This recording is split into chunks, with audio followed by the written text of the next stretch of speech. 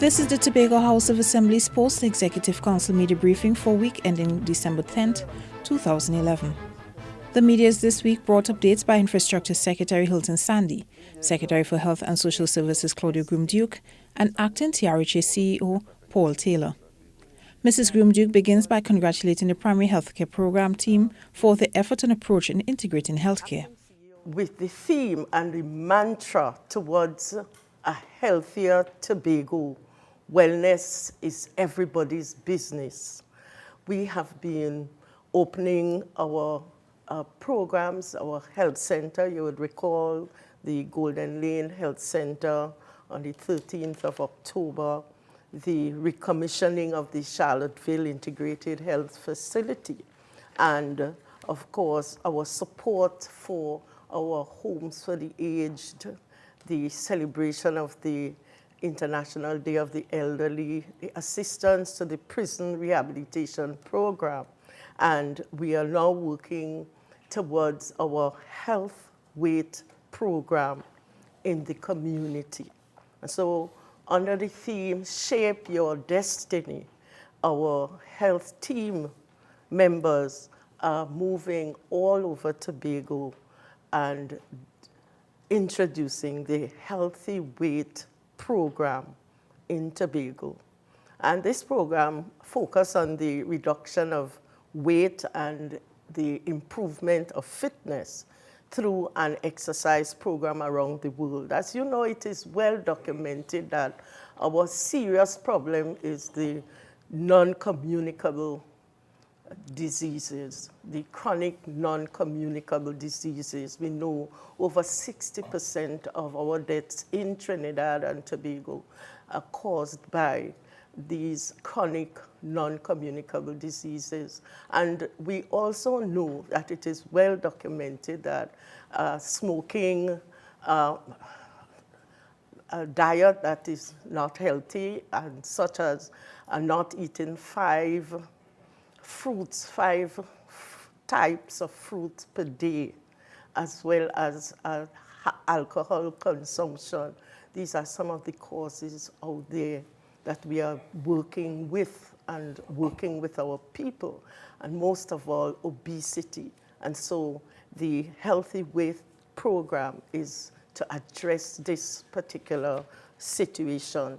And so this is part of the Know Your Numbers program that we in Tobago have started some time ago, and we are continuing. We are also working on our nutrition outreach program.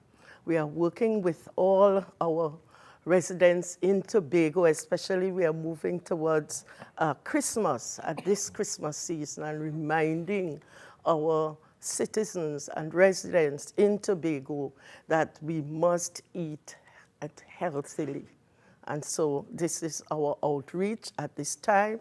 We are also continuing our public health approach to the No Mosquito, No Dengue campaign. And so we are moving through the community for the eradication of mosquitoes on the island. And so we are working assiduously with our people here in Tobago. And coming out of a meeting with the RHA board yesterday, we have decided to provide an enhanced accident and emergency service to our people in Tobago. And therefore, for Christmas, we must see an enhanced service at the accident and emergency sector. And we feel that this is a real gift to the people of Tobago for Christmas. The media was also updated on the progress of the new Scarborough Hospital. As you know, we have been working on the commissioning and the testing stage in the hospital, in the new hospital. And we have been told by the contractors, the Chinese contractors, that they will be ready for handing over the hospital to NIPDEC on the 15th of December. we've been told that NIPDEC, if the building, according to NIPDEC, is completed and so on, I should say the legal aspects of the completion, and if that is done on the 15th, then NIPDEC will hand over the building to the Ministry of Health on the 16th of December. Now, according to the scheduled plan, the Ministry of Health would be responsible for installing the furniture, fixtures, and equipment after the building is handed over to them on the 16th of December. Nonetheless, I've received a call from the minister who informed me, the Minister of Health, who informed me that they are thinking of announcing their handing over on the 16th of December. And so we have agreed that we will meet on Monday the 12th to discuss this particular issue. The Secretary then handed the floor over to Acting TRHA CEO Paul Taylor, who gave further information regarding the furniture, fixtures and equipment. As is well known, the central government has the responsibility of building and equipping the Scarborough General Hospital. As we come to the end of the construction phase, we're entering into the equipping phase. We call it in technical language FF&E. The Secretary expressed that it was furniture, fixtures, and equipment, essentially providing the equipment needed to operationalize the facility. Now, it's also the responsibility of the Ministry of Health to do that. And earlier this year, they issued a tender through NIPDEC for the provision of FF&E. That first tender, through that first tender, we were able to secure 58% of all of the FF&E items that we would need for the facility. And so a second tender, a second tranche went out recently. And just last week, the evaluation of those bids took place. And of course, the process of them going out and making awards and contracts to the various suppliers. The first tranche is due in, the first tranche of items would start coming in at the end of December and would work through January, probably very early February. And the second tranche would probably not be on the ground until about March of next year. Okay. Now, it's important that we have all of these things on the ground in order to begin the transition to the new facility. So the provision of FF&E is the next big step in equipping and making the facility available for use. Okay, and we're at the stage now, once NIPDEC has notified the ministry that the facility has been completed, practical completion of the construction, then the FF&E could begin to be installed. And it is, I have a schedule that the ministry had sent for us where the first set of items will begin coming in at the middle of December and will go through into the new year. And that's, as I said, just 58% of all that is needed. And we have gone back out, and NIPDEC should be awarding contracts for the provision of the other 42%, hopefully before the end of the year. In the area of Tobago's infrastructure, Secretary Hilton Sandy brought the media up to date. And the first I will deal with the response to the severe weather we had on the 3rd to the 4th of December and continuing. And as you know, during that period we have heavy landslides taking place in Tobago Eastern and the north side. In the Windward Road, we had to be specific. At the Bad Rock area, we had heavy landslides at Bad Rock and Belgarden. We had heavy landslides, and the Division of Infrastructure crew who we have standing by in the various areas when we have severe weather happened to clean up the area, and we are fast on the draw with that. North side specific, that's the Castara area where we having these large landslides taking place at Castara. We had another heavy landslide coming down from the hillsides there. And also we cleared that area. And if we talk of Castara, we would have investigated the area yesterday. We had the men went up to the forest and looked at the area. And I think they would have said that they identified the area where the stuff is coming from, that landslide is taking place. There's a ravine up there, and there's like something is wrong with the ravine, and it's causing the water to overflow the ravine and pushing the stuff through the hillsides and bringing on the landslides. So come January, in the dry season, we'll go up there with the equipment and see what can be done to do the correction to avoid further land slippage taking place in the area and coming down at the Castara main road. Bloody Bay, we had huge amount of stuff coming down at Bloody Bay, down in the Bloody Bay area, and Lansome also to Charlottesville, and that also was cleared by our work crew in that area. Besides landslides taking place on the roadsides, we had landslides and personal housing land slippage taking place in houses, And we had a major one in Lasquito and one in Belgarden, where the slippage was very close to the post. In one instance, is about 3 to 4 feet.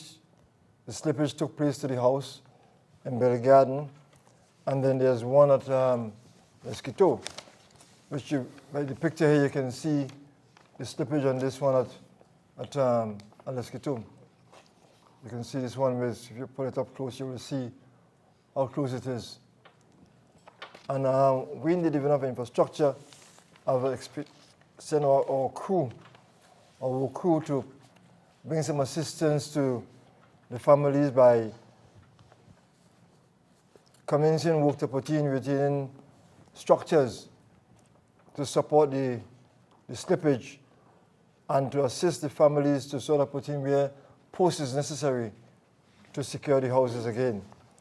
So the Division of Infrastructure, working with the crew, would assist families out there in Belgarden and in Lasquito to do the remedial work to avoid further slippage of their land. And I wanted here to appeal to persons building houses. Again, please put guttering to your house.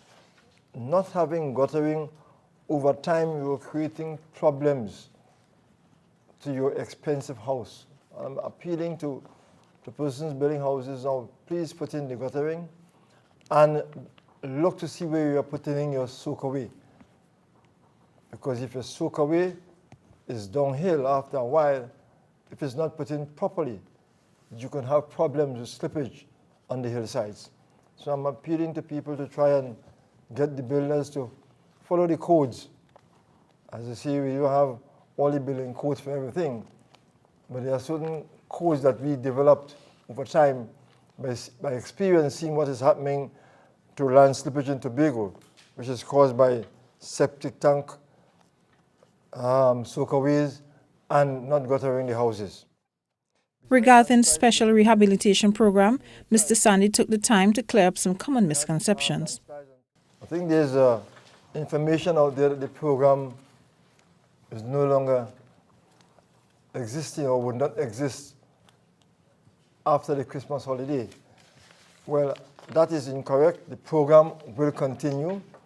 We have all the works out there to do. The program is going to continue. The special rehabilitation program, Windward Tobago and North Side, and wherever we had the damage by Thomas, we will continue to work. What is happening is that we would have put in additional technical crew to assist the program and to drive the program a little faster, because we hadn't sufficient technical personnel in the program. And the retaining structures that we have to do now, we have to have technical people to ensure that we give good work and we get value for the money spent on retaining structures, which is very, very important. So the program will continue. The development program also will continue, only that we will pause for the holiday season from the 22nd to the 3rd of January. So people can go and enjoy their Christmas and return for that short period from the 22nd of December to the 3rd of January. They return to work. And this is not when you return that they will be picking people. All the persons who are employed now will return to work as normal and continue working on the projects that they were employed on. So it's not that we are closing to sort of start and picking personnel again. The workers, all the workers engaged on both the Thomas and the development program will report to work after the Christmas holiday, which is the 3rd of January.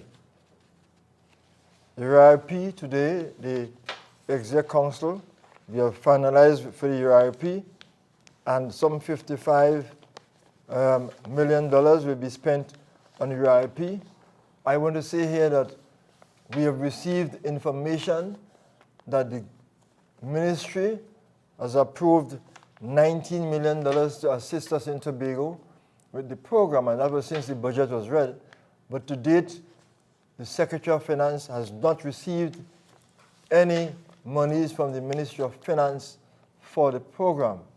The same thing happened last financial year, where money was approved in the budget, but the Tobago House of Assembly did not receive the funding. I am hoping that this time around that the Ministry of Finance will issue the necessary documentation so that the Secretary of Finance can receive the $90 million that we can pay wages for the personnel working in the UIP. Not because we didn't receive the money that we're going to close the program. The THA is very well committed.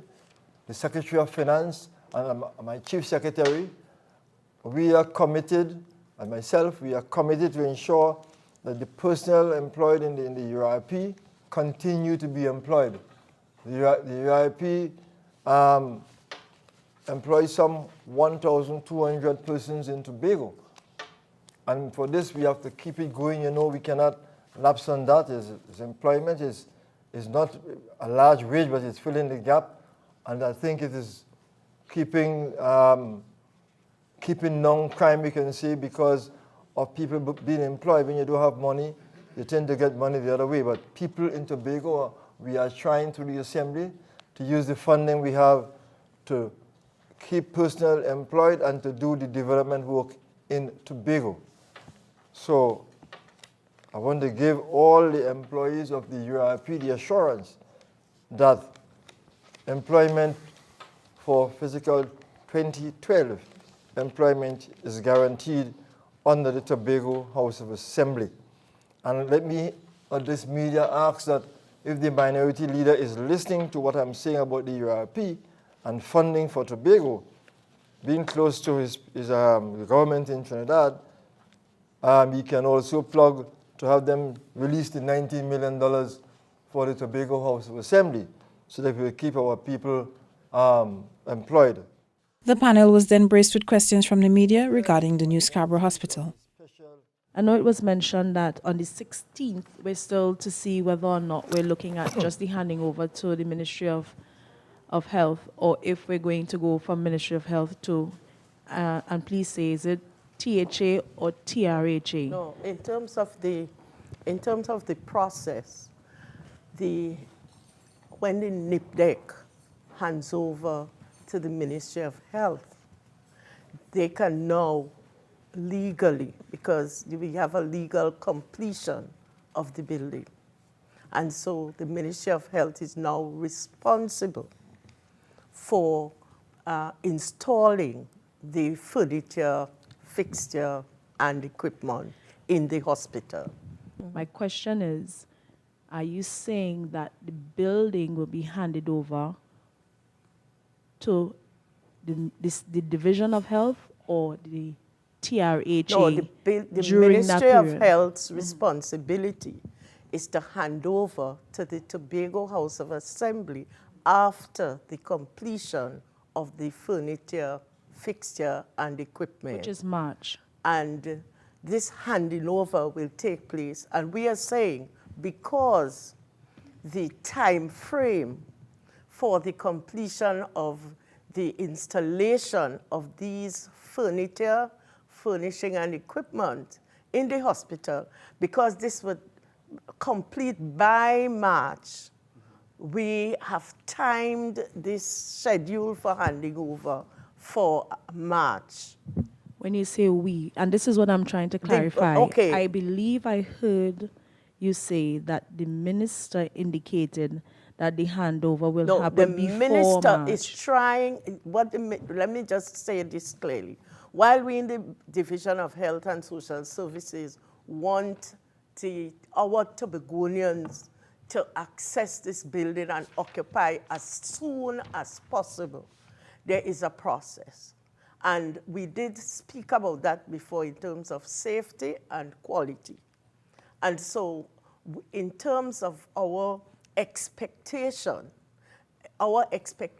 is that after the furniture, fixtures, and equipment are installed in keeping with the requirements for the use and occupation of the hospital, then that will be handed over to the Tobago House of Assembly. Nonetheless, I think the major situation now, the major issue now, is the information that the Ministry of Health would want to do some soft opening of the hospital on the 16th.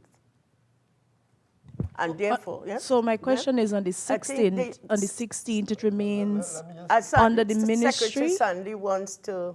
Let me speak here. THA. Let me speak here, please. What is really coming out of the discussion is that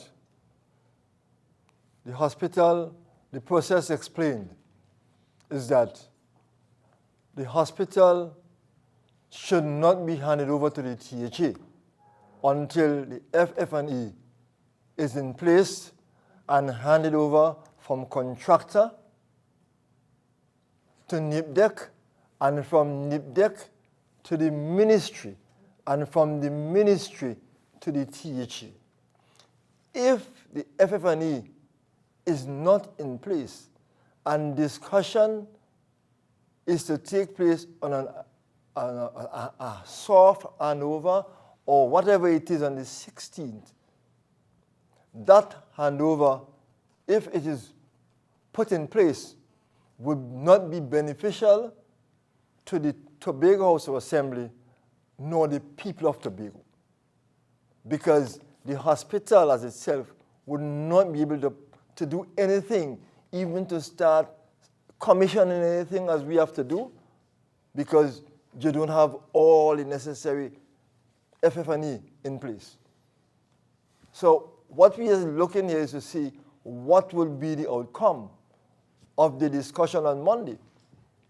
But we want it to be known, the process, the public of Tobago must know the process, so that if there is any delay, if an handing over is done and there is a delay, it is not the Tobago House of Assembly caused the delay, or the Tobago House of Assembly has the building and would not put it used to the people of Tobago.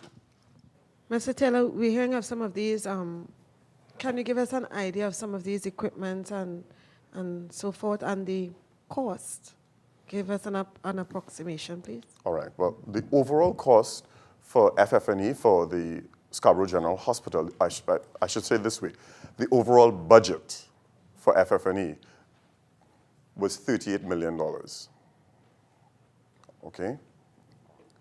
In the initial tranche, where 58% of the FF&E items were evaluated and selected, the cost of that was $23 million. So that's in the 58%.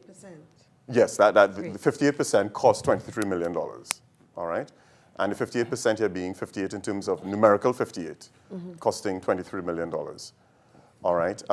I could just quickly give you an idea of what we're talking about when we talk about FF&E. Like a laboratory incubator, a point of care analyzer, a tabletop sterilizer, a crash cart. Those are the things that we're talking about, the non-fixed items. Now, the Chinese would have provided with the facility what we call the fixed equipment, the air conditioning system, the generator. Those things came with the facility. But all of the furniture is very similar to a home. When you buy a house, the plumbing system comes with the house, all right? But you have to get your fridge and all the other things. So the FF&E is that list of, well, furniture, fixtures, and equipment that essentially operationalizes the facility and makes it ready for use. Mr. Sandy, the road leading to the hospital, when we come into Signal Hill, we know that is closed off. Can you give us an update of that project, please? Well, we would have spent about 2-3 weeks there. We would have done about 25% of the work. Put in the crossing, which was the major thing why we'd have closed the road, that crossing in.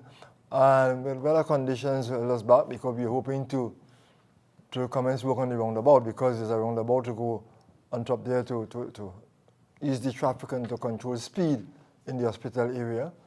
And the plan is to deliver that road complete by the end of January. We were hoping to do it by the 15th of January, but because of the weather conditions. What we are hoping to do is that once we can get the area properly consolidated, we are hoping to open it for Christmas so that the cars can use the road for Christmas. We are hoping to do that once the weather hold kind to us within the next few days. You have been watching the Tobago House of Assembly's Post-Executive Council Media Briefing for week ending December 10th, 2011. For the Department of Information, I am Sophie Guillaume.